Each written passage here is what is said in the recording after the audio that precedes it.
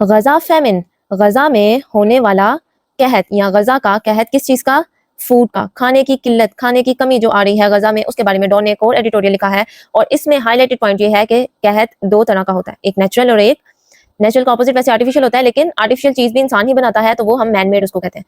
तो गजा में जो फेमिन है, जो कहत पड़ रहा है, this is not natural. Natural किस वजह से आता है? सैलाब आ गया, जलजला आ गया, कोई तूफान आ गया जिसकी वजह से इलाके का इतना बुरा हाल हो गया कि वहां पे खाने की हर चीज की किल्लत होगी, बारिशें नहीं हो रही, कोई चीज नहीं हो रही, पानी नहीं मिल रहा, तो पानी की किल्लत होगी, खाने की कमी होगी, तो वो नेचुरल है। लेकिन गजा में ऐसा कुछ भी नहीं है। गजा का कहत किस वजह से है? वॉर की वजह से है। तो ये मैन मेड है और ये फेमिन अगर इंसान चाहे, अगर अथॉरिटीज चाहे, अगर पावर चाहे, अगर इंस्टीट्यूशंस चाहे तो ये सब कुछ खत्म कर सकते हैं, लेकिन ऐसा पॉसिबल नहीं है। So welcome to another episode of the Dawn language by Anna Mustafa, और जिसमें हम डिस्कस करेंगे new editorial Gaza famine. Gaza famine का जो इंट्रोडक्शन है वो इंट्रोडक्टरी स्टेटमेंट हमें तकरीबन क्रक्स बता देगी कि वो क्या कहना चाह रहा है पूरे एडिटोरियल में, वो क्या डिस्कस करेगा। वो कह रहा है denials and spin can not alter the ugly fact that Gaza is now in the midst of man made famine. Denials कहते हैं इनकार को, डिनाई करना, इनकार करना। स्पिन कहते हैं गोल गोल गोल गोल घूमना। तो स्पिन यानी कि बातों का गोल गोल घुमाना, बातों का इनकार करना और बातों को स्पिन करना। कैन नॉट ऑल्टर, नहीं कर सकते तब्दील, ऑल्टर मतलब तब्दील नहीं कर सकते किस चीज को? अगली फैक्ट, इस हकीकत को, और वो हकीकत कौन सी होगी? अगली बदसूरत या फिर तल्ख। तल्ख कहते हैं ना कड़वा सच, तो उसको उन्होंने इन अल्फाज में बताया है ugly fact, that Gaza is now in the midst of the man made famine, कि गजा इस वक्त दरमियान में है किस चीज के? मैन मेड फेमिन, जो कि इंसानों का बनाया गया एक कहत है, इंसानों का पैदा करदा एक कहत है। अब अगर यहाँ पर राइटर लिखता can not alter the fact, ठीक है, वो इस हकीकत को नहीं बदल सकता। अब फिर भी हमें सेंस क्लियर थी, लेकिन जब राइटर ने यहाँ लगाया अगली फैक्ट, तो ये अगली इस फैक्ट को एक क्वालिटी दे रहा है कि वो फैक्ट किस तरह का है। तो इसका मतलब है अगली क्या है? एडजेक्टिव है, किस चीज का? फैक्ट का, ठीक है। फैक्ट का नाउन है और अगली एडजेक्टिव है। तो एडजेक्टिव की हमने डेफिनेशन क्या पढ़ी है? किसी चीज की खूबी या खामी। तो इस फैक्ट की खूबी या खामी क्या है? कि वो तल्ख है, वो अगली है, राइट। इस पूरी स्टेटमेंट को हम इस तरह ट्रांसलेट करेंगे कि किसी भी तरह का इनकार करना या फिर उस बात को घुमाना इस हकीकत को, इस तल्ख हकीकत को तब्दील नहीं कर सकता। कि वो तल्ख हकीकत कौन सी है? दैट, ये पूरा फ्रेज किसको एक्सप्लेन कर रहा है? फैक्ट को। वो फैक्ट कौन सा है? कि गजा इस वक्त इंसान के पैदा करदा कहत में मुब्तला है, उसमें शामिल है, राइट। अब कैन नॉट कब लगाते हैं? कैन नॉट लगाते हैं जब एक इंसान किसी चीज की ताकत रखता हो लेकिन वो ना करे, मैं ये नहीं कर सकता, ठीक है। तो यहाँ पर जो कैन नॉट इस्तेमाल हुआ है, ये देखें, जब हम कहते हैं ना कैन, तो अगर मैं पूछूं कैन आई वॉक, क्या मैं वॉक कर सकती हूँ? इसका आंसर होता है यस। अगर आपकी दो टांगे हैं तो आप वॉक कर सकते हैं, अगर आप में एबिलिटी है तो आप वॉक कर सकते हैं। तो कैन इस्तेमाल होता है एबिलिटी के साथ, ये इजाजत लेने के लिए नहीं ज्यादातर इस्तेमाल होता, ये आपकी एबिलिटी को बताता है। फॉर एग्जाम्पल, एक बच्चा है, बच्चा कहता है कि मैं दौड़ना चाहता हूँ, ठीक है, वो दौड़ने की कोशिश कर रहा है, वो दौड़ नहीं पा रहा, और वो बड़ा ही मायूस होकर अपनी वालदा से पूछता है मॉम कैन आई रन, कि क्या मैं दौड़ सकता हूँ? कि मतलब वो अपनी एबिलिटी के बारे में पूछ रहा है, कैन आई रन। तो उसकी वालदा कहेंगी यस यू कैन रन, लेकिन बट नॉट नाउ, अभी आप नहीं दौड़ सकते, लेकिन आप दौड़ सकते हैं, ठीक है। तो कैन इस्तेमाल होता है एबिलिटी के लिए। जब यहाँ पर उन्होंने denials and spin can not कहा कि वो तब्दील नहीं कर सकते, इसका मतलब है इन चीजों में ये एबिलिटी है कि ये चीज बदल सके इस हकीकत को, बट दे आर बाउंड, वो बाउंड है, इस हकीकत को तब्दील नहीं कर सकते। वो एबिलिटी रखते हैं लेकिन नहीं कर रहे।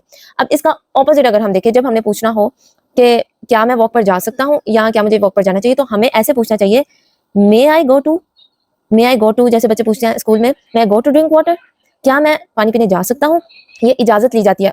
उर्दू में इसकी ट्रांसलेशन हम ऐसे ही करते हैं, क्या मैं पानी पीने जा सकता हूँ, तो हमें वो इजाजत समझ आती है। लेकिन अगर कोई कहे can I go to drink water, तो वो आप अपनी एबिलिटी के बारे में पूछे कि क्या मैं पानी पीने जा सकता हूँ, कि क्या मेरे में इतनी एबिलिटी है कि मैं भी पानी पीने जा सकता हूँ। जैसे अगर कोई पूछे कैन आई स्विम, क्या मैं भी स्विम कर सकता हूँ, ठीक है। तो can and may both use alternatively उनके लिए जिनको इसका डिफरेंस ज्यादा नहीं पता होता।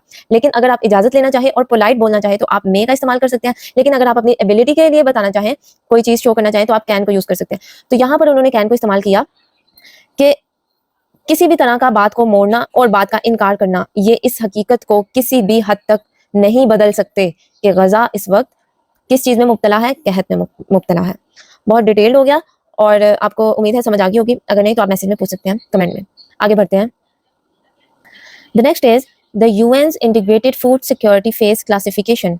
ये सब यूएन का जो ये पूरा इदारा है, इन सब के फर्स्ट लेटर कैपिटल है। इससे पता चलेगा कि ये प्रॉपर नाउन है। जब कैपिटल आता है तो प्रॉपर नाउन का फर्स्ट लेटर कैपिटल होता है, किसी चीज का नाम है।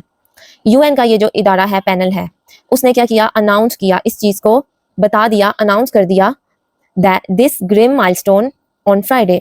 दिस, ये वाला, ग्रिम मतलब सैड, ग्रिम सैड या डिप्रेसिंग या ट्रेजिक, जो कि बहुत ज्यादा अफसोस वाला हो, ठीक है। माइलस्टोन किसे कहते हैं? कहते हैं ना, this is my next milestone to clear FSC exam, कि मेरी जो अगली अचीवमेंट होगी वो ये होगी कि मैंने एफएससी के एग्जाम को क्लियर करना है। तो milestone is the next step, next achievement, next success, ठीक है। तो ये कैसी बात है कि एक चीज सक्सेस भी है लेकिन वो सैड है। ये कुछ ऑपोजिट नहीं मिल रहा कि एक कामयाबी की तरफ जा रहे हैं लेकिन वो कामयाबी बहुत ज्यादा ट्रेजिक है, अफसोस वाली है। ऑन फ्राइडे यूएन के पैनल ने इस अफसोसनाक कामयाबी को जुम्मे वाले दिन अनाउंस किया। वो क्या अनाउंसमेंट थी? Confirming what many had already known. और इस बात को कंफर्म किया, यानी ऑथेंटिकेट किया, तस्दीक कर दी इस बात की, व्हाट, क्या, जो कि ऑलरेडी सब लोग जानते हैं। अब यहाँ से यहाँ तक हमें कोई ज्यादा डिटेल नहीं पता, हमें सिर्फ इतना पता है कि यूएन ने किसी बात को अनाउंस किया और वो ऐसी बात है जो ऑलरेडी सब जानते हैं, what many had already known. Thanks to the harrowing images coming out of besieged Palestinian territory। अब अभी उन्होंने कहा जो सब लोग जानते हैं। अब सवाल ये आता है, कैसे जानते हैं? कैसे को हम कहते हैं हाउ, कैसे जानते हैं? और इसका हमें आंसर ऐसे मिलना चाहिए, ड्यू टू या फिर बिकॉज ऑफ, इस वजह से जानते हैं। और अगर हम इसकी जगह कह दें, जैसे हम कहते हैं because of my father I am here, तो हम इसको कहते हैं thanks to my father I am here. तो इस हकीकत को सब कैसे जानते हैं? Thanks to the harrowing images, इस वजह से जानते हैं जो कि हमारे पास अभी तक तस्वीर आ चुकी हैं। हैरोइंग किसे कहते हैं? हैरोइंग कहते हैं डिस्टर्बिंग, हॉरिबल, पेनफुल, ठीक है। अगर हम कहें पेनफुल तो वो सिर्फ ऐसी होगी कि जो दर्दनाक हो, लेकिन हैरोइंग का मतलब है ऐसी तस्वीर जिसको देख के इंसान थोड़ा सा डर भी जाए, दिल भी दहल जाए और उसको देखकर दुख भी हो। ऐसी तस्वीर का शुक्रिया जो कहाँ से आ रही हैं? कमिंग आउट ऑफ, कहाँ से बाहर निकल रही हैं? Besieged Palestinian territory. बिसीज कहते हैं ऐसा इलाका, ऐसी टेरिटरी, ऐसी रियासत जिसको घेरा हो। किसने? आर्मी ने। ये इलाका है और ये बाहर उसको महसूर, मुहासरा किया हुआ है, मुहासरा करना, ठीक है। तो मुहासरा किसने किया हुआ है ये इधर क्लियर नहीं है, बस बताया है कि वो टेरिटरी जिसका मुहासरा किया गया है। तो ये पैसिव वॉइस के फॉर्म पर मतलब इस्तेमाल हुआ है, ये नहीं बताया किसने मुहासरा किया। तो बिसीज, मुहासरा की जाने वाली पैलेस्टीनियन टेरिटरी, फलस्तीन की रियासत। दोबारा से देखते हैं स्टेटमेंट को। यूएन का ये पैनल इस अलमनाक कामयाबी को, ट्रेजेडी को अनाउंस करता है जुमे वाले दिन और उस बात की तस्दीक करता है जो बहुत से लोग पहले से जानते हैं। इस वजह से जानते हैं क्योंकि बहुत ज्यादा तस्वीर, हवलनाक या दिल दहला देने वाली तस्वीर निकल रही हैं, आ रही हैं उस रियासत से जिसका मुहासरा किया गया है। ठीक हो गया। अब इस पूरी स्टेटमेंट में हमारे लिए एक चीज बहुत ज्यादा काम किया, वो ये है कि यूएन ने किसी चीज की अनाउंसमेंट कर दी है और उस अनाउंसमेंट में उसने कोई कंफर्म बात की है, मतलब किसी चीज की कंफर्मेशन दे दी है। अब वो बात कौन सी है ये किसी को नहीं मालूम। तो जब इस तरह की स्टेटमेंट्स हो तो प्रेसी लिखना बहुत ज्यादा आसान हो जाता है, ये सब एक्स्ट्रा इन्फॉर्मेशन आ जाती है, ठीक है। हम साथ साथ देखेंगे प्रेसी को भी कैसे किया जाता है। Okay, the next statement is but Israel, लेकिन इसराइल ने, comma, which is responsible for this crime, जो इस पूरे जुर्म का जिम्मेदार है, एंड यूएस, और US, Tel Aviv's principal foreign backer, backer कहते हैं बैक, पीछा, और बैकर पीछा करने वाला, पीछा देने वाला। फॉरेन बैकर यानी कि दूसरे मुल्क का वो फर्द जो कि हमारे साथ है, हमारे साथ खड़ा हुआ है, हमारे पीछे खड़ा है, उसका जो प्रिंसिपल है, उन सबका जो प्रिंसिपल है, जो बुनियादी रुकन है, किसका? टेल अवीव का। टेल अवीव किसे कहते हैं? मैंने पहले बहुत डिटेल में इसको बताया था कि ये टेल अवीव क्यों कहा गया है। खैर, इजराइल का जो मेन सिटी है उसको टेल अवीव कहा जाता है। तो वो कह रहे हैं यूएस कौन है, दोनों कोमास के दरमियान ये डिटेल लिखी कि यूएस टेल अवीव का प्रिंसिपल फॉरेन बैकर है। अब ये ना भी अगर लिखी जाती तो कोई फर्क पड़ता था? नहीं, कोई फर्क नहीं पड़ता, क्योंकि ये अंडरस्टूड है कि यूएस और इजराइल दोनों एक साथ हैं। लेकिन फिर भी अगर कोई न्यू है इस चीज में, कोई न्यू है इस नॉलेज में और उसको नहीं पता कि भाई अच्छा इसराइल के साथ और कौन है, तो फिर उसके लिए ये काम की स्टेटमेंट है कि यूएस भी इसराइल के साथ है, ठीक है। ओके, अगर हम इस स्टेटमेंट को कंसाइज करें तो हम कुछ इस तरह के स्टेटमेंट पढ़ेंगे, but Israel and US refuse to believe this inconvenient truth. Israel ने और यूएस ने इनकार कर दिया यकीन करने से, किस बात का? दिस इनकन्वीनियंट ट्रुथ, इस हकीकत का, इस सच्चाई का जो कि बहुत ज्यादा इनकन्वीनियंट है, कंफर्टेबल नहीं है, अनकंफर्टेबल है, जिसको तस्लीम करना बहुत ज्यादा मुश्किल हो रहा है, ठीक है, उस बात का इनकार कर दिया। अब यहाँ पर ना इस पूरे पैराग्राफ में उन्होंने दो चीजों को बहुत ज्यादा साथ साथ रखा है। वो दो चीजें कौन सी है हम उसको डिस्कस करेंगे अभी।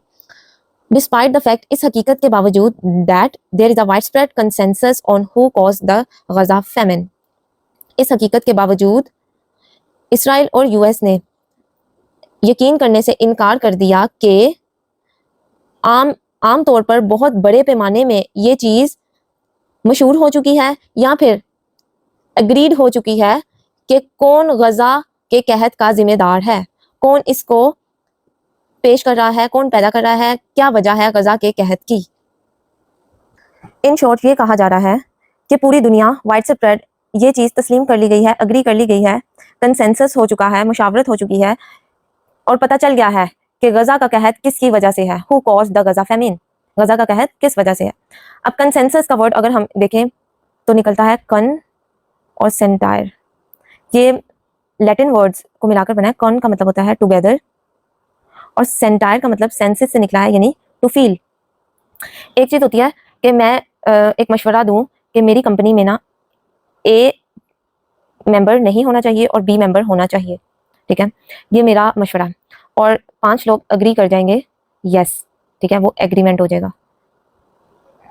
अगर 5 लोग सिर्फ अग्री करें तो वो एग्रीमेंट है, और अगर 5 लोग कहें कि मुझे ऐसा महसूस होता है कि ए मेहनती है, तो इसने अपनी फीलिंग्स की बेस पर मेरी बात पर अग्री किया, ठीक है। 5 में से 2 लोग कहें कि ये लेट वर्क या फिर ओवरलोड अगर काम हो जाए तो उसको मैनेज कर लेता है, मल्टीपल टास्क करता है, तो इनकी अपनी रीजंस हैं और उन रीजंस की बेस पर उन्होंने मेरे साथ अग्री किया, ठीक है, मेरी वजह से अग्री नहीं किया, अपनी अपनी बेसिस पर मुझसे अग्री किया। तो this is the difference between agreeing and consensus. Consensus तब होता है टू फील सेम, कि एक जैसा महसूस किया जा रहा है। अग्री तब होता है जब कहते हैं यार अच्छा मैं ये कर रहा हूँ, ओके मैं कहती हूँ ठीक है मेरा भी वोट इसी तरफ है। तो यहाँ पर उन्होंने कहा वाइड स्प्रेड मतलब बड़े पैमाने पर इस बात को फील किया जा रहा है, इस बात को सब फील कर रहे हैं और जानते हैं और तस्लीम कर रहे हैं कि गजा का जो कहत है वो कौन है जो इसका बायस बन रहा है, ठीक है। अब यहाँ पर बहुत ज्यादा कौन कौन आ गया, कौन, जो, जिसे, जैसे, जिसकी वजह से समझ नहीं आ रही। और ये सब चीजें क्यों हो रही हैं? क्योंकि यहाँ पर बहुत ज्यादा कोमाज हैं, देखें कितने हैं एक स्टेटमेंट में, और दैट भी लगाया हुआ है। तो एक ही स्टेटमेंट में 1 2 3 4 5 6 क्लॉज या फ्रेज को इंट्रोड्यूस करवाएं। अब इस सेंटेंस को हम ब्रेक डाउन करते हैं। ओके, अभी हम बात करेंगे क्लॉज और फ्रेज में छोटा सा डिफरेंस देखते हैं। क्लॉज वो होता है जिसमें सब्जेक्ट भी हो और वर्ब भी हो, और फ्रेज वो होता है जिसमें वर्ब नहीं होता, ठीक है। अब सेंटेंस भी तो यही होता है जिसमें सब्जेक्ट हो और वर्ब हो। चलेगा, फॉर एग्जाम्पल अगर मैं कहूँ she is a banker, she is a banker, इसको 2 कॉमास में मैंने रख दिया और लिख दिया आमना।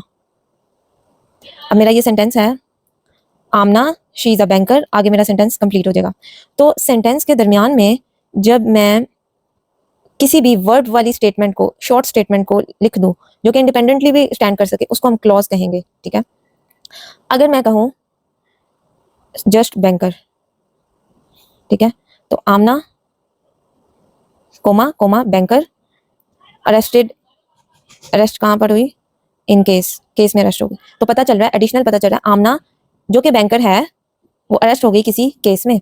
अब ये चीज आमना को एक्सप्लेन कर रही है, ठीक है, ये भी आमना को ही एक्सप्लेन कर रही है लेकिन क्लॉज की सेंस में, ठीक है, ये क्लॉज की सेंस में एक्सप्लेन कर रही है और ये जस्ट फ्रेज की फॉर्म में, फ्रेज 2 या 3 लफ्जों का भी हो सकता है। अब एक और डिफरेंस बताती हूँ। अगर हम इस तरह लिखें अल्लामा Iqbal who is a Muslim born in Sialkot, और सेकंड स्टेटमेंट लिखे अल्लामा Iqbal our national poet born in Sialkot, ठीक है। तो यहाँ पर जो मैंने स्टेटमेंट लिखी है हु इज़ अ मुस्लिम, ये अल्लामा इकबाल की हमें एडिशनल इन्फॉर्मेशन दे रही है क्लॉज की सूरत में। जब क्लॉज की सूरत में कोई इन्फॉर्मेशन दी जाती है हु के साथ, तो उसे हम कहते हैं रिलेटिव क्लॉज। रिलेटिव क्लॉज मतलब इसके साथ रिलेट कर रहा है, दो कॉमास के दरमियान है। कभी कभी ये इन्फॉर्मेशन बहुत ज़्यादा अहम भी होती है, हम इसको डिनाई नहीं कर सकते, इसको नोटिस में हमने रखना होता है।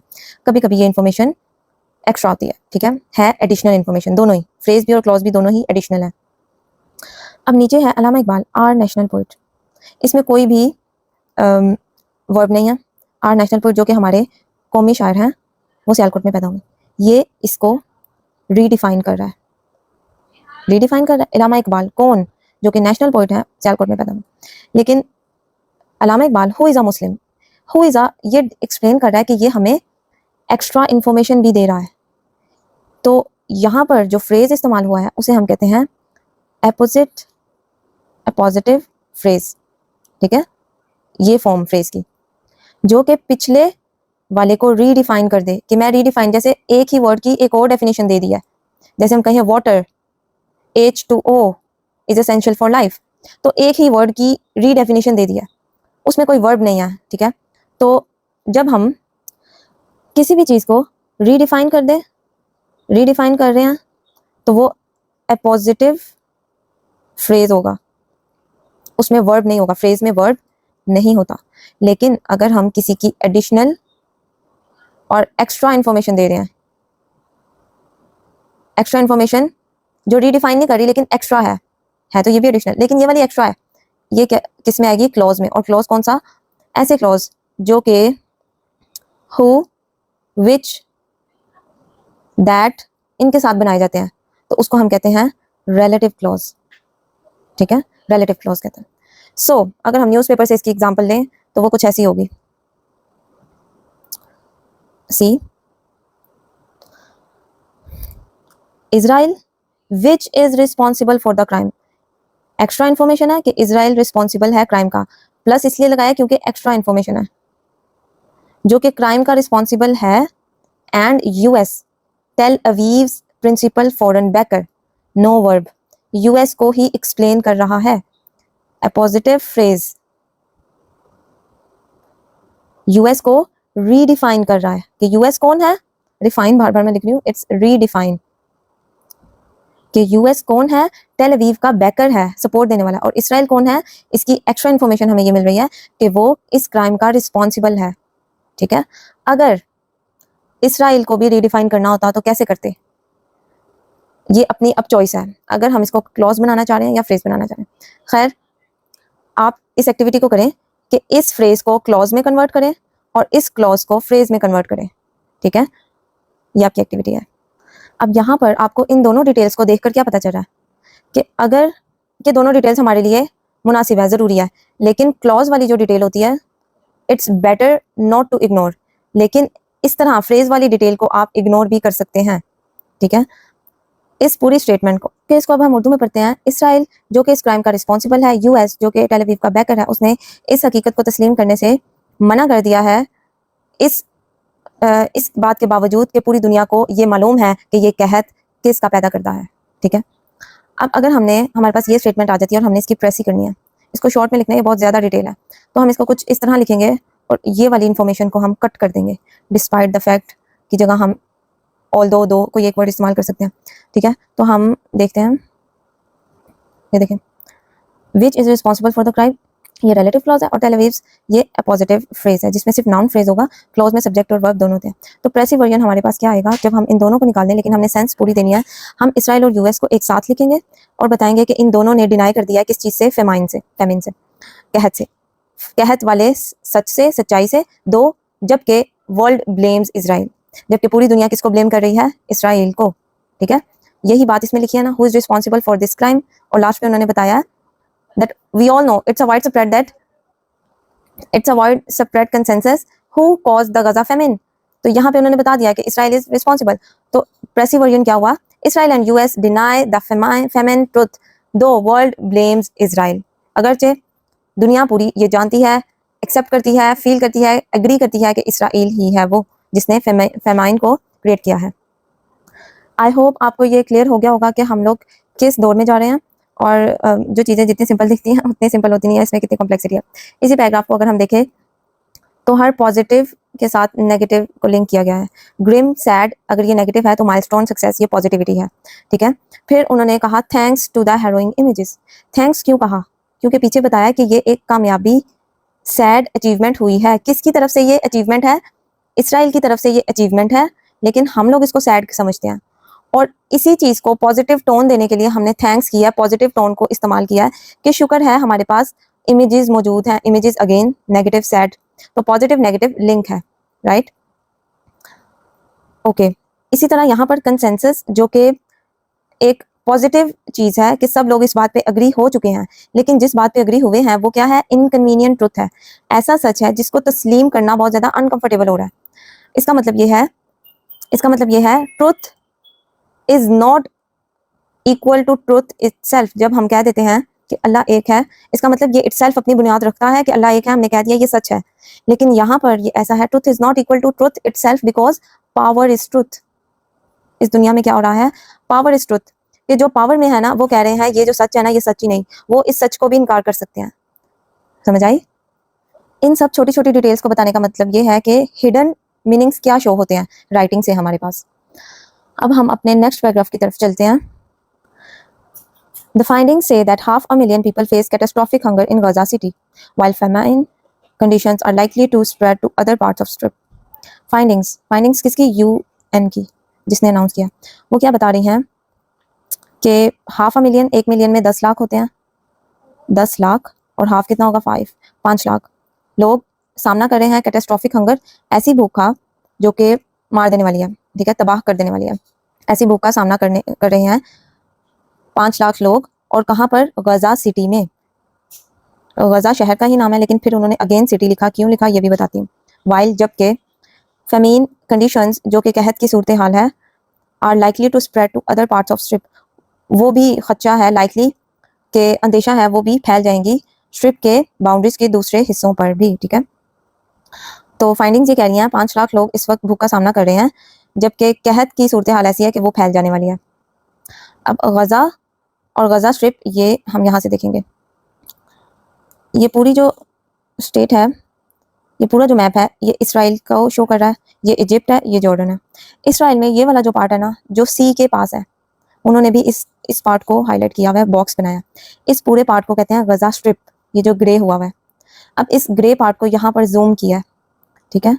जब यहाँ पर जूम किया ना इस ग्रे पार्ट को, तो इसका नाम है गजा स्ट्रिप। इसके अंदर, इस पूरी स्ट्रिप और बाउंड्री के अंदर एक गजा सिटी है। हम इसको भी गजा बोल देते हैं, वो भी ठीक है, लेकिन जब कहा है गजा सिटी तो इसका मतलब है गजा स्ट्रिप के अंदर स्पेसिफिक जो वो सिटी है। अब वो कह रहे हैं इस स्ट्रिप के अंदर जो गजा सिटी है, उसके 5 लाख लोग इस वक्त भूख का शिकार हैं। और उन 5 लाख की वजह से ये जो तबाही है, तबाहकुन भूख है, ये स्ट्रिप, ये अदर पार्ट्स में भी फैल रही है, ठीक है। तो खदशा ये है कि ये पूरा का पूरा इलाका ही अनकरीब फेमिन में मुब्तला हो जाएगा, कहत में। अब ये वाली बात किसने बोली? यूएन ने।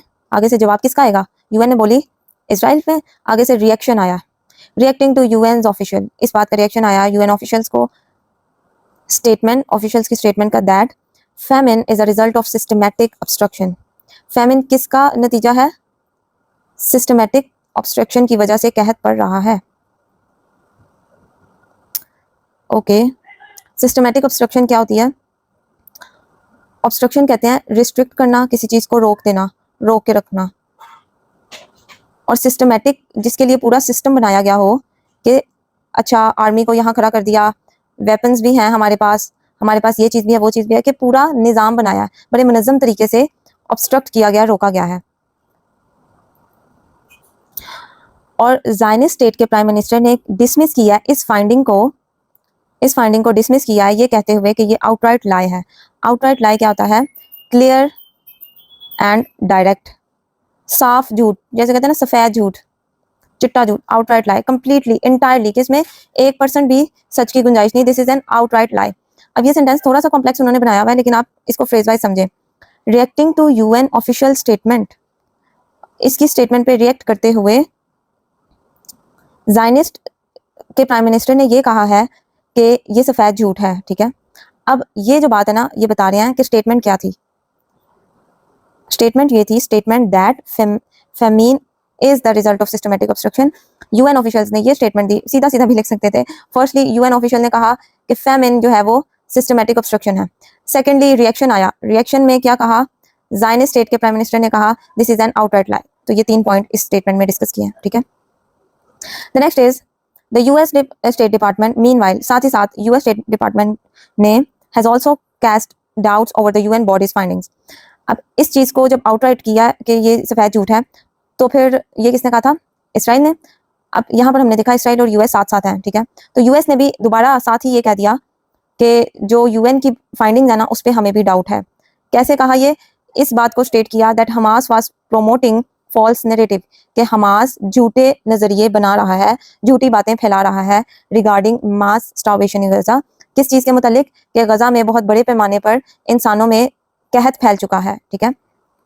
इस बात को भी सीधा सीधा इस तरह किया जाएगा कि यूएस ने कहा कि मैस स्टार्वेशन की जो न्यूज़ है वो हमास दे रहा है और हमास फॉल्स नैरेटिव को बिल्ड कर रहा है, प्रमोट कर रहा है. ठीक है. और इस बात से क्या हुआ, रिजल्ट क्या आया, अगर यूएस कह दे कि ये झूठ बोल रहे हैं, कोई कहत नहीं है, तो यूएन की जो फाइंडिंग्स हैं उन पे क्या आ जाएगा, डाउट. डाउट ही आएगा ना, जब पता चल रहा है कि एक पावरफुल बॉडी ने किसी चीज़ को फॉल्स डिक्लेयर कर दिया है, किसी भी चीज़ को, और उसके बारे में यूएन ने भी एक ओपिनियन दिया, तो इसका मतलब है कि अब इन दोनों के दरमियान एक डाउट क्लियर बैठ गया है कि कुछ गड़बड़ है. लेकिन इस डाउट को उन्होंने पहले ही एड्रेस कर दिया कि वाइड स्प्रेड कंसेंसस हो चुकी है कि गजा में कहत किसकी वजह से है, इसराइल की वजह से. ठीक है. अब इस स्टेटमेंट को अगर हम लिंक करें पीछे से, कोहेरेंस किसे कहते हैं, कोहेरेंस कहते हैं लिंकिंग को. लिंक कैसे करना है अपने अपने आइडियाज़ को, तो लिंक ऐसे किया, यहाँ पे नाम लिया इसराइल और यूएस एक साथ हैं, फाइंडिंग्स ने बताया गजा के बारे में, और उन फाइंडिंग्स पे पहले रिएक्शन किसका आया, इसराइल का, और दूसरा रिएक्शन किसका आया, यूएस का. तो ये जो बात है ये कंफर्म हो गई, मतलब दोनों ने ही कंफर्म कर दिया कि यस हम वाकई एक दूसरे के साथ हैं. दोनों ने ही गजा को फॉल्स डिक्लेयर कर दिया, गजा की सिचुएशंस को फॉल्स डिक्लेयर कर दिया. तो ये कोहेरेंस बनाई, लिंक कर दिया दोनों पैराग्राफ्स को. आगे हमारे पास जो पैराग्राफ है उसमें वो कह रहे हैं ऑल दो मैनी ऑफ देयर एल्डर्स, बहुत ज्यादा जो उनके बड़े थे, उनके किनके हमें नहीं पता, बहुत ज्यादा जो उनके बड़े थे, वर मर्डर्ड, कत्ल हुए, एंड स्टार्व्ड और भूखे रहे by Nazi Germany, Nazi Germany से. ये कब की बात हो रही है, वर्ल्ड वॉर द सेकंड. ठीक है. नाजी जर्मनी ने बहुत ज्यादा लोगों को भूखा रखा. इसराइल्स करंट रूलर्स, इसराइल के जो अभी के हुक्मरान हैं, सीम दिखाई देते हैं, इंटेंट के उनकी भी यही कोशिश है, उनकी भी यही नीयत है, इंटेंशन कहते हैं नीयत को, ऑन रेप्लिकेटिंग, किस चीज की नीयत है कि रिपीट करें इस बात को, रिपीट करें द रिपल्सिव टैक्टिक, रिपल्सिव कहते हैं हॉरिबल, पेनफुल. ठीक है. हेटफुल, नफरत अंगेज, रिपल्स नफरत वाली, टैक्टिक्स तरीके, ऑफ थर्ड रीच, तीसरी हुकूमत के, तीसरी रियासत के.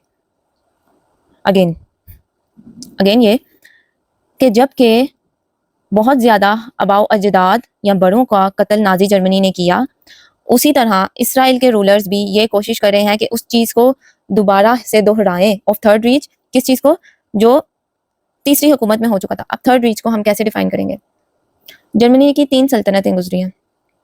फर्स्ट जो थी उसमें रोमन्स थे जो कि 800 से लेकर 1806 तक रही. सेकंड जो थी वो जर्मन एम्पायर थी. ठीक है. जर्मन एम्पायर कब तक रही, 1871 से 1918 तक. पहली सल्तनत, दूसरी सल्तनत, फर्स्ट रीच, सेकंड रीच और थर्ड रीच कब थी, जब हिटलर था. नाजी जर्मनी भी जिसे फेमस किया जाता है, हिटलर था, और वो कब तक थी, 1933 से 1945 तक. हिटलर्स जर्मनी या फिर नाजी रूल जब एस्टैब्लिश हुआ था, 3 सल्तनतें एस्टैब्लिश हुई.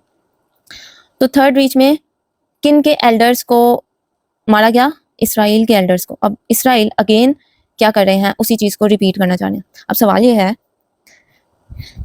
कि गजा और जर्मनी को कंपेयर कर रहे हैं. गजा में मुस्लिम्स हैं और मार कौन रहा है, ज्यूज. जर्मनी में ज्यूज को मारा किसने, हिटलर ने. तो क्या हिटलर मुस्लिम था, जर्मनी में ज्यूज का कत्ल हिटलर ने किया और गजा में मुस्लिम्स का कत्ल ज्यूज ने किया. तो क्या हिटलर मुस्लिम है, नो, हिटलर वाज क्रिश्चियन, वो क्रिश्चियन था। अब क्रिश्चियन भी वो कैथोलिक था, लेकिन वो प्रैक्टिसिंग क्रिश्चियन नहीं था। प्रैक्टिसिंग मतलब वो अपने मजहब को इतना अच्छा समझता नहीं था, उसने कभी अमल नहीं किया, बस वो नाम का ही क्रिश्चियन था। जैसे कि आजकल बहुत ज़्यादा हमारे जैसे मुसलमान भी कहते हैं हम मुसलमान हैं, लेकिन वो प्रैक्टिसिंग नहीं होते, ठीक है। तो चूंकि इसराइल के हुक्मरान के अबाव अजदाद के साथ ये सब कुछ हो चुका है, that's why they are trying to repeat replicate those tactics, उन चीज़ों को, उन टेक्टिक्स को, उन चालों को वो रिपीट करना चाह रहे हैं। After all Gaza has been transformed into modern concentration camp. खैर वो कह रहे हैं आफ्टर ऑल इन सब के बावजूद गजा को ट्रांसफॉर्म किया जा चुका था, मॉडर्न कंसंट्रेशन कैंप में ट्रांसफॉर्म कर दिया गया विथ 10,000 ऑफ पैलेस्टीनियंस। कितने लोगों के साथ? जो कि हज़ारों के तादाद में फ़लस्तीनी हैं, जिसमें मासूम बच्चे भी हैं। जब इनमें ट्रांसफ़र किया, आगे लिखा जा रहा है, murdered by Israeli forces in much the less fashion same fashion as Hitler's troops butchered European Jews. इन सबको भी कत्ल कर दिया इसराइल वालों ने, सेम उसी तरीके से जैसे हिटलर ने यूरोप में रहने वाले यहूदियों को बुचर्ड यानी कि ख़त्म कर दिया, कत्ल कर दिया, ज़िबा कर दिया, ठीक है। तो यहाँ पर कंपैरिजन किस चीज़ का हो रहा है? गजा और जर्मनी, इसराइल और हिटलर की जितनी भी कोशिशें या फिर जितने भी एक्शंस हैं, टैक्टिक्स हैं, उन सबको कंपेयर किया जा रहा है, राइट। मोर ओवर अब पीछे कंपैरिजन शुरू कर दिया उन्होंने। उससे पहले जो बात हो रही थी आप यकीनन भूल गए होंगे। उससे पहले ये बात थी कि यूएन ने क्या कहा, इसराइल क्या कर रहा है और यूएस क्या कर रहा है। आगे इसराइल पे स्पेसिफिकली फोकस आ गया, सिर्फ इसराइल की बात हो रही है। मोर ओवर एडिशनली बता रहे हैं आगे मजीद क्या है, हार्ट रेंचिंग, दिल दहला देने वाली तस्वीर जो कि गजा से आ रही हैं, पर्टिकुलरली ऑफ स्टार्विंग, और बिलखसूस उन चीज़ों की जो कि भूख की तस्वीर है, भूखे रहने की, जो कहत पड़ा है। लाइफलेस यंगस्टर्स, वो नौजवान जो अपनी ज़िंदगी खो बैठे हैं, एंड बेबीज़ और बच्चे, ठीक है। Bear a striking resemblance to, उस चीज़ को गौन कहते हैं जो कि बहुत ज़्यादा थिन और स्किनी हो, मतलब डिस्क्रिप्शन बता रहे हैं। वो कह रहे हैं ये सब तस्वीर और ये भूख का आलम, ये मरे हुए लोग और बच्चे, ये बहुत ज़्यादा रिजेम्बलेंस क्रिएट कर रहा है। स्ट्राइकिंग मतलब ऐसे एकदम रिजेम्बलेंस, जैसे कहते हैं ना स्ट्राइक कर गया है, चुभ रही है। किस चीज़ से? गॉन्ड से। अक्सर आपने उन तस्वीरों को देखा होगा जिसमें सिर्फ हड्डियों का ढांचा होता है, इंसान भूख की वजह से बहुत ज़्यादा कमज़ोर हो चुका होता है, लेकिन उसकी हल्की सी सांस बची होती है, तो उसको गॉन्ड कहते हैं, स्किनी पर्सन, ठीक है, स्किनी डिस्क्रिप्शन। सो गोस्टली पिक्चर्स, मतलब गोस्टली कहते हैं जब उनको देखते हैं तो खौफ आता है, तो गोस्ट वैसे भूत को कहते हैं, भूत जैसी, लेकिन अगर हम इसकी डिस्क्रिप्शन में जाएं वो ये होगी कि ऐसी तस्वीर जिनसे खौफ आता है ऑफ विक्टिम्स ऑफ हॉलोकास्ट। वो अरसा, वो पीरियड जिसमें ज्यूस को कत्ल किया जाता था, यूरोपियन ज्यूस को बहुत ज़्यादा कत्ल किया जा रहा था, उस अरसे को, उस पूरे टाइम पीरियड को वो हॉलोकास्ट का नाम देते हैं, ठीक है। अब अगर हम अपने सेंटेंस की सेंस बनाना चाहें वो ये होगी, मोर ओवर मजीद ये, the heart wrenching images coming out of Gaza, जो कि तस्वीरें आ रही हैं। कौन सी तस्वीरें? इसी फ्रेज को ऐड कर रहे हैं, पर्टिकुलरली स्टार्विंग, जो भूख वाली तस्वीरें हैं, अब इसी में ये ऐड कर रहे हैं। स्टार्विंग कौन सी? जिसने यंगस्टर्स की भूख, जिंदगी को खत्म कर दिया, और बेबीज की खत्म कर दिया, ठीक है। फिर आगे कर रहे हैं, bear a striking resemblance to गॉन्ड, वो रिजेंबल कर रहे हैं किससे? गॉन्ड से। दोबारा से देखते हैं, heart wrenching images coming out of Gaza, bear a striking resemblance, sentence पूरा। ये आगे क्या कर रहा है? ये किसकी डिटेल बता रहा है? ये इस गॉन्ड की डिटेल बता रहा है कि गॉन्ड क्या है, गॉन्ड से रिजेंबल कर रहे हैं। गॉन्ड गूस्टली पिक्चर्स हैं उन विक्टिम्स की जो वर्ल्ड वॉर 3 में ज्यूज, वर्ल्ड वॉर 2 में ज्यूज को मार के पिक्चर सामने आई थी। तो यहाँ पर भी गजा और जर्मनी या फिर वर्ल्ड वॉर 2 को रिजेंबल किया है कि उनकी पिक्चर्स हमें वो याद दिलाती हैं। दैट मीन्स कि जितनी तबाही वर्ल्ड वॉर 2 में हुई थी, जितना नुकसान वर्ल्ड वॉर 2 में हुआ था, एक तो वो अपने नुकसान को पूरा भी करना चाह रहे हैं, या वो वैसा ही एक अरसा दोहरा रहे हैं इस सोच के साथ कि उस वक्त हमारी पावर नहीं थी and now today we are powerful. इसलिए हो सकता है उनको इस चीज़ में सुकून मिल रहा हो, इस चीज़ को वो गलत नहीं समझ रहे, क्योंकि आज वो पावर में है और वो अपनी पिछली पावरलेस सिचुएशन को पूरा करना चाह रहे हैं। पावरलेस सिचुएशन में जो उनका नुकसान हुआ था, जो उनको शर्मिंदगी हुई या उनका जो गिल्ट है, उसको पूरा करना चाह रहे हैं। आगे वो कह रहे हैं, along with imitating Nazi tactics, के नाजी के जो काम है उनको नकल करने के साथ साथ, इमिटेट कहते हैं नकल करना, उसके साथ साथ क्या हो रहा है? In the form of genocide and ethnic cleansing. Genocide मतलब कत्लो गारत करना, एथनिक क्लिनजिंग माइनॉरिटीज को बिल्कुल खत्म कर देना। एथनिसिटी कहते हैं किसी की कोई ऐसे लोग, उनकी जमात जिनकी माइनॉरिटीज इकट्ठी हुई है, जैसे कि अहले तशी हैं और उनकी माइनॉरिटी इकट्ठी हो गई फॉर एग्जांपल यूरोप में, तो अगर यूरोप वाले अहले तशी लोगों को ख़त्म कर दें तो वो एथनिक क्लिनजिंग हो जाएगी। तो ज्यूज ने भी यही किया और नाजी ने भी तब यही किया था, जेनोसाइड किया और एथनिक क्लिनजिंग की। ये दोनों टैक्टिक्स हैं, मतलब एक्शंस हैं जो परफॉर्म हुए। इसके साथ साथ अब और क्या हो रहा है, मैन्युफैक्चरिंग फैमिन, ऐसा कहत जो कि खुद मैन्युफैक्चर किया, नेचुरल नहीं है, मैन मेड है, in the occupied territory by severely restricting the entry of food and water. Famine कहाँ पर है, ऑक्युपाइड टेरिटरी में। कैसे है, बड़ी सख्ती से मना कर दिया है किसी भी तरह के खाने को और पानी को दाखिल होने से। अब इस पूरे जो कोमे वाली स्टेटमेंट है, जो कि एमएस वर्ड की पूरी 2 लाइंस बन रही हैं, इसमें उन्होंने वर्ब नहीं लगाया, is, am, are, has, have, had, कुछ भी नहीं लगाया। इसका मतलब ये फ्रेज है। Along with imitating the Nazi tactics, Tel Aviv and its American supporters have also seemingly mastered। Tel Aviv और अमेरिका वाले यानी कि इसराइल और यूएसए मजीद क्या कर रहे हैं, मास्टर हो रहे हैं किसमें, हिटलर की चीज़ों में। वो कैसे, Nazis dark art of propaganda, Nazi का यानी हिटलर का वो प्रोपेगेंडा जो कि बहुत ही ज़्यादा सयाह था, ऐसा प्रोपेगेंडा या ऐसी चाल जो बहुत ज़्यादा सयाह थी, जिस चाल ने हर जगह अंधेरा फैला दिया, डार्क आर्ट ऑफ प्रोपेगेंडा। तो इस पूरी स्टेटमेंट में क्या बताया है, इस पूरी स्टेटमेंट में बताया Israel and USA is imitating 2 things, what, tactics and propaganda. अब अगर आप बोले फॉर्म में नहीं, सेंटेंस फॉर्म में लिखो, Israel and USA is imitating Nazis tactics and propaganda, बस। तो आप ये 3 स्टेटमेंट्स को इतनी एक स्टेटमेंट में कन्वर्ट कर सकते हो, दिस इज प्रेसी, ठीक है। ये जो एडिशनल इन्फॉर्मेशन है ना, इसमें आपने इस एडिशनल इन्फॉर्मेशन को नहीं लिखना, क्योंकि ये पीछे जिक्र हो चुका है। टैक्टिक कौन सी है, फेमीन की। अब प्रोपेगेंडा किस चीज़ का है, प्रोपेगेंडा ये है डिनाइंग दैट, इस बात का इनकार करना कि देयर इज अ फैमिन, के कोई कहत भी है। When all the credible international institutions से Gaza is being purposely starved is a clear example of this. जबकि तमाम क्रेडिबल, ऑथेंटिक, वो लोग जिन पर यकीन किया जा सकता है, क्रेडिबल है इंटरनेशनल इंस्टीट्यूशंस जो कि यूएन है, जबकि यूएन ये कह रहा है कि गजा को पर्पसली भूखा रखा जा रहा है, ये इस बात का इनकार करना प्रोपेगेंडा की एक साफ एग्जाम्पल है, मिसाल है। तो हमारे पास यहाँ पर 2 चीज़ें आ गई। इसराइल 2 क्राइम कर रहा है, एक फिजिकल डिस्ट्रक्शन कर रहा है और एक मेंटली डिस्ट्रक्शन कर रहा है। फिजिकल कौन सी है, फैमिन, और मेंटल कौन सी है, आउटराइट लाई। उनको क्या कह रहा है कि ये एक सफ़ेद झूठ है, ये मेंटली उनको स्ट्रेस में लेकर आ रहा है। ये 2 काम, इसमें ये वाला जो काम है ना, फेमिन एक्शन जो है परफॉर्म हो रहा है, वो टेक्टिक है, चाल है, मैन मेड है। और आउटराइट लाई वाला जो है ना, ये प्रोपेगेंडा है, यानी कि पॉलिटिक्स है। और ये दोनों ही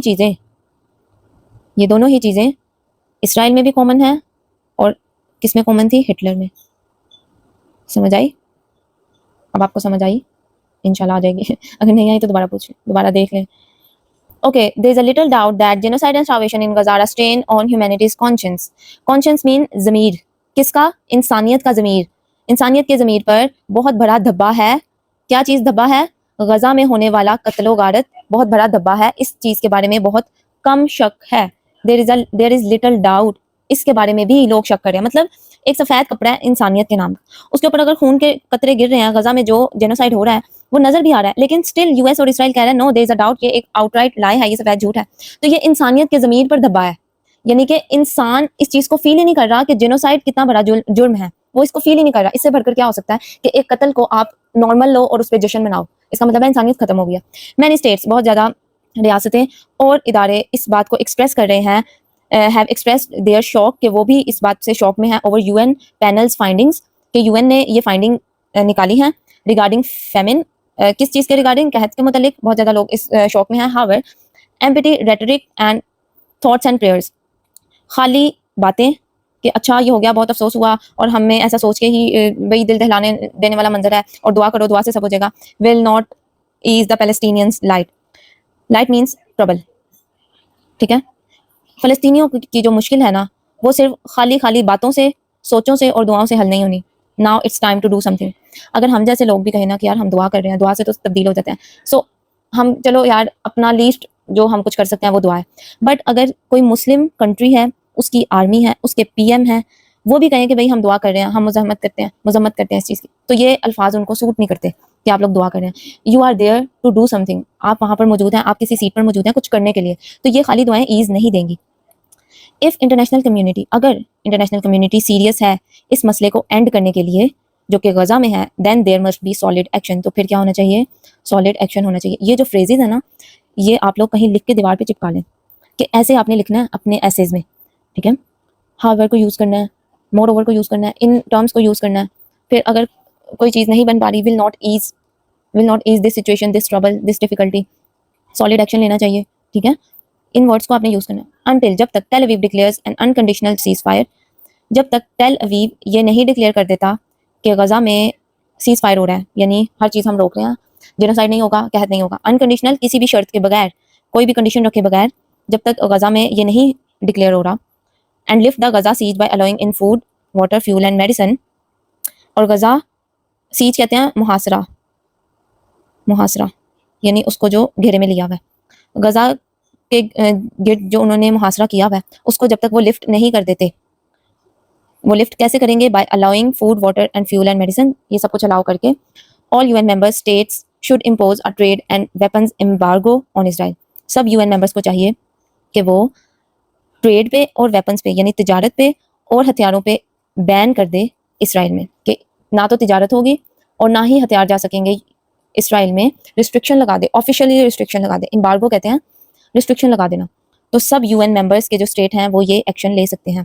अब एडिटोरियल या आर्टिकल के लिखने का मकसद ये नहीं होता आप किसी चीज़ को डिस्कस कर रहे हो क्रिटिकली और बता रहे हो, नो, इसका मकसद ये भी होता है कि आपने हल भी बताना है कि क्या हो सकता है। अगर ये आप नहीं ना लिखोगे तो आपकी राइटिंग फजूल है। सो आपने अपने ऐसे को भी इसी तरह स्ट्रक्चर करना है कि ऊपर से प्रॉब्लम्स बतानी है, कंपैरिजंस बताने हैं, हिस्ट्री से लिंक करना है, देन आपने उनके सोल्यूशंस भी बताने हैं। एक सोल्यूशन हमारे पास ये है कि एम्बार्गो कर दें, बैन लगा दें सब चीज़ों पे, ट्रेड पे और वेपन्स पे। अब ये इतनी लंबी लाइन है, इसमें फूड, ये वाटर, ये सब फजूल है, आपने प्रेसिंग में ये सब चीज़ें काट देनी है। Next, the Arab and Muslim states must lead the way, जो अरब के और मुसलमान ममालिक हैं उनको रास्ता देखना चाहिए और रास्ता दिखाना चाहिए।